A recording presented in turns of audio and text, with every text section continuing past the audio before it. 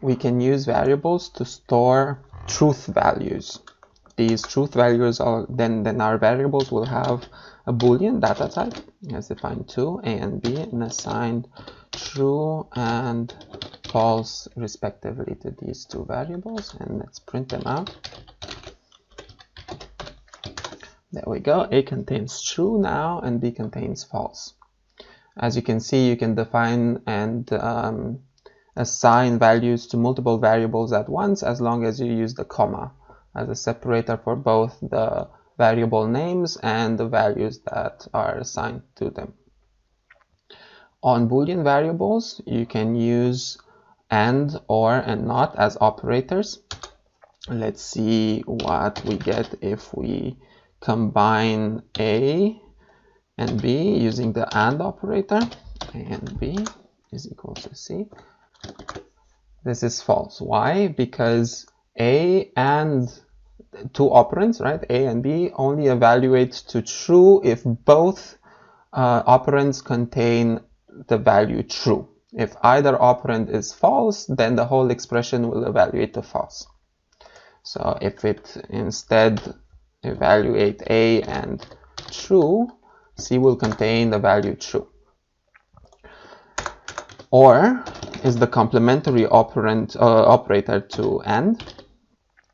A or B will evaluate to true. Or connecting two Boolean variables with or only evaluates to false if both of them are false.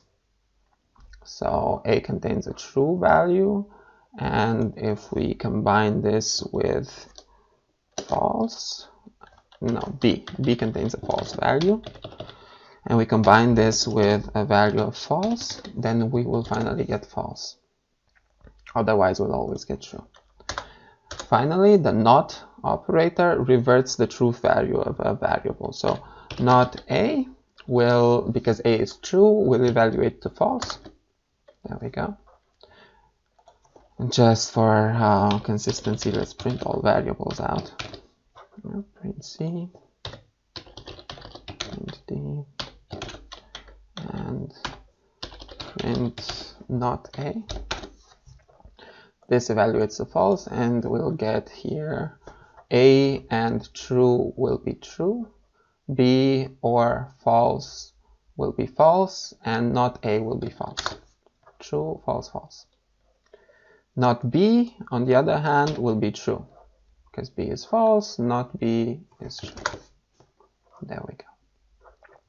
You can use comparison operators to generate Boolean values. Let's define two variables. A is equal to 5 and B is equal to 7. And C will be equal to the value, truth value of whether A is smaller than B. Because A is smaller than B, 5 is smaller than 7, C will be true. Other comparison operators are smaller or equal. This also will evaluate to true.